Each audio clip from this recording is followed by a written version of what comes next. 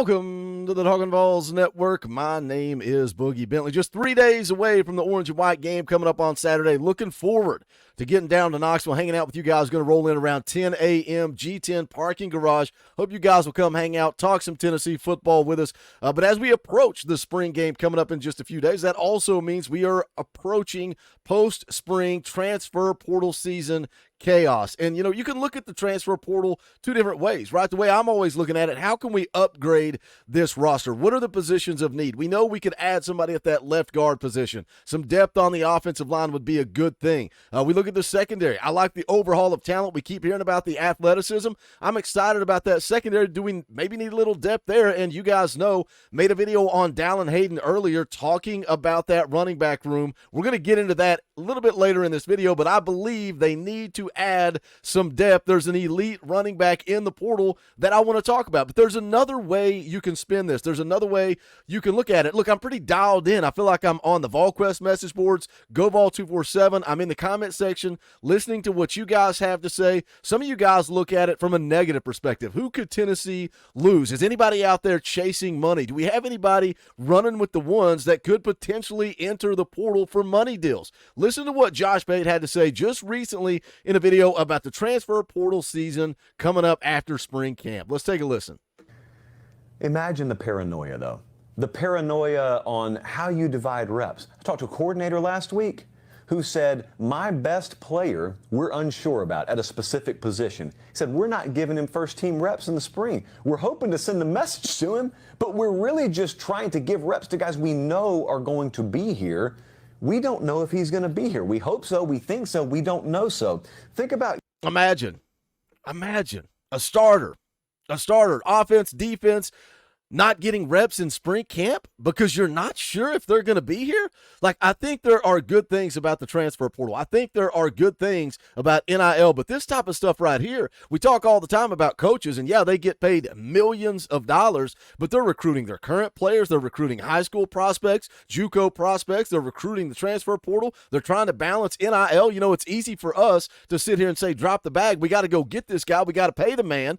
Where's that money coming from? Josh Heupel, this coaching staff, Spire Sports Group, they got to balance the funds that they have available. But you've got a one that you're not giving reps in practice because you're afraid they may be gone after spring. Take a listen to this next comment. It gets worse. Getting accurate intel.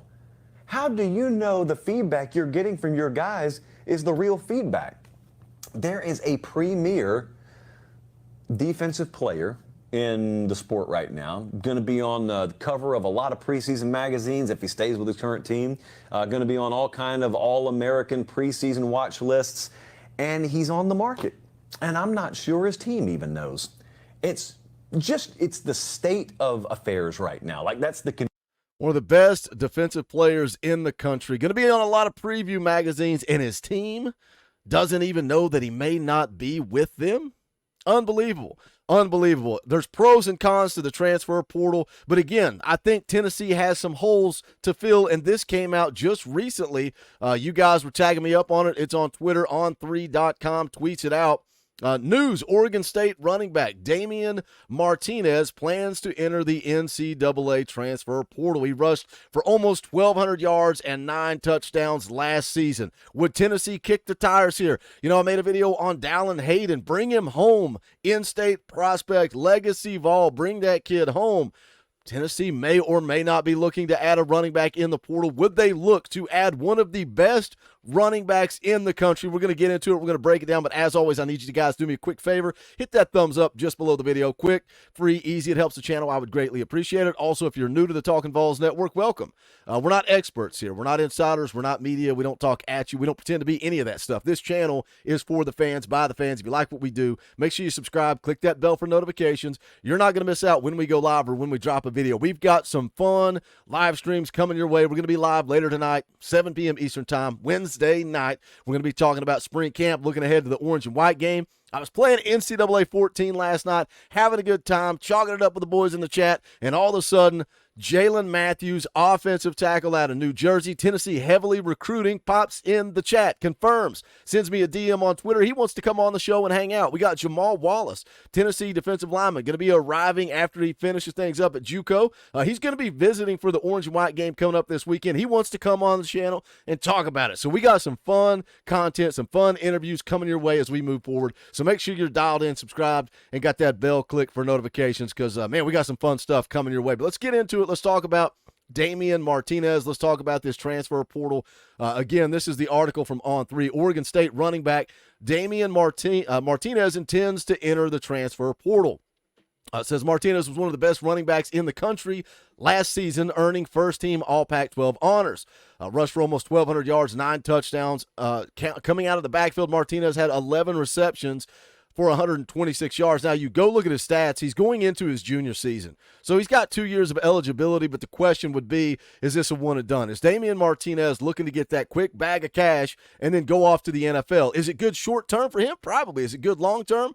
I don't know. I don't know if it is or not, but as a true freshman in 2022, he averaged 6.1 yards per carry. 2023, identical, 6.1 yards per carry. So I think the question, a lot of people, I mean, this is an elite running back. You got to understand that. This is an elite running back, top 25 in yards last year. But you look at the running back room, right, and you say, man, Boogie, we're fine. We don't need anybody. We don't need anybody. We got Dylan Sampson. We got Cam Seldon. We got Deshaun Bishop, Khalifa Keith. We got a stud freshman in Peyton Lewis. Peyton Lewis is, man, he's the future. I am excited about Peyton Lewis. I said it multiple times on this channel.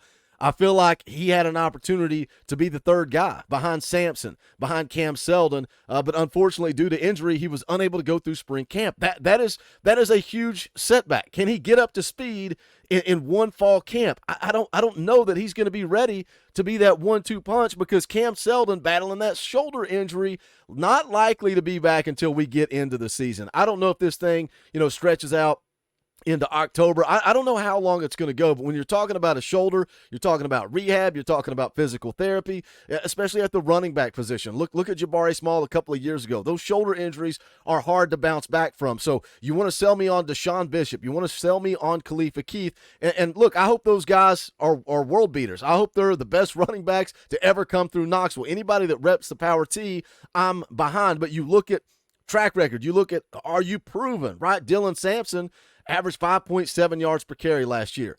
But then you go look behind him, Cam Seldon, 25 carries for 106 yards. Won't be back till we get into the season. Averaged 4.2 yards per carry. Khalifa Keith, 10 carries for 21 yards. He averaged 2.1 yards per carry. Deshaun Bishop has never had a carry in college football.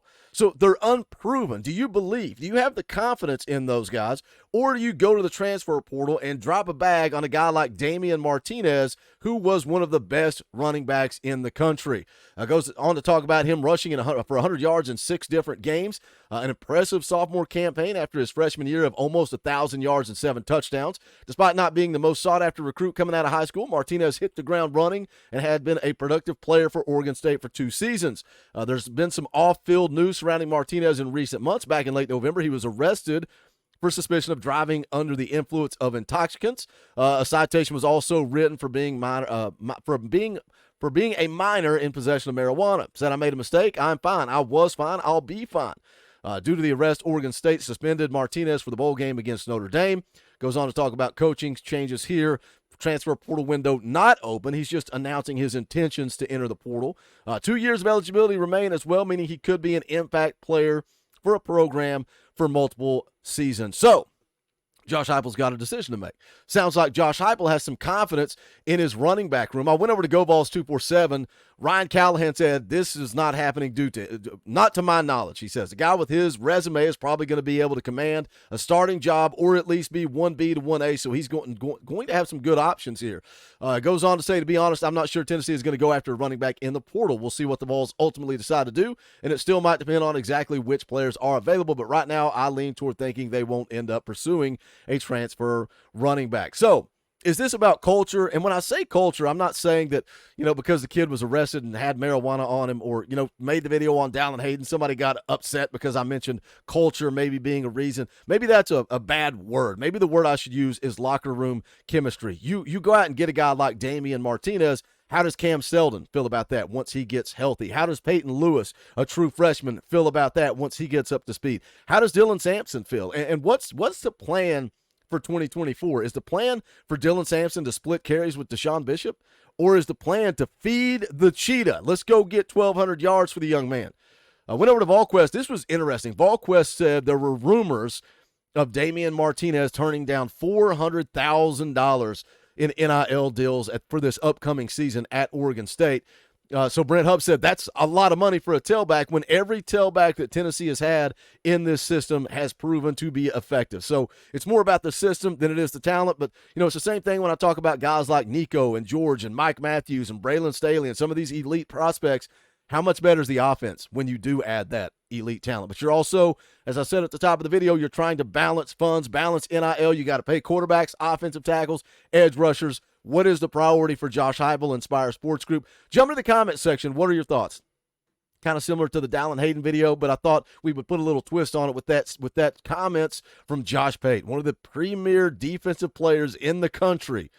May not be with his team next year, and his team does not even know it. It's about to get crazy. I believe it. I know some people don't. I think post-spring is going to be a wild, wild ride. But that is going to do it for this one. Make sure you guys smash the thumbs up on the way out the door. I would appreciate it. Also, go check out the Talkin VAWLS merchandise, bonfire.com/store/Talkin VAWLS. Appreciate the support. Shout out to all the members of the channel for keeping the lights on around here. You want to support the channel for the fans, by the fans, also fan funded. You can hit that join button right down there.